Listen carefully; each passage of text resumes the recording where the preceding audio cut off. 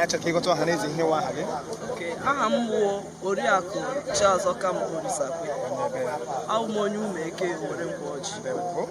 Ngwa ile anyị ga-ahụ otu na anyị nọ na mmiri Ohia Takwe. Gọtụ anyị nke wee eziokwu, ị bịatụla Ohia mgbe Ohia dị mma?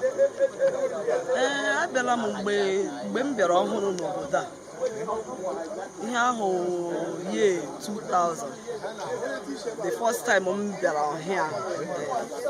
So mgbe ahụ Ohia makwara n'ezigbo mma. Mgbe ahụ ọ dị nnọọ mma. So Ohia wụ mmiri iso ṅụọ? Eso ṅụọ ya. Iso gwukwana ya? Ma mgbe m dị ime ma ihe niile, ṅụọ Ohia ma ga-amụọ nwa m. Ngwụlụ ụtọ ga-adị m n'obi ka ọ bụrụ na ị meghara Ohia taa, ọ bụrụ ihe na-arụ ahụ ọrụ dịka o si adị na mgbe mbụ. Ọ ga-amagbu onwe ya, ọ ga-ama ezigbo mma. Ndewo. Kelere gị. Ọ ga-arị mma.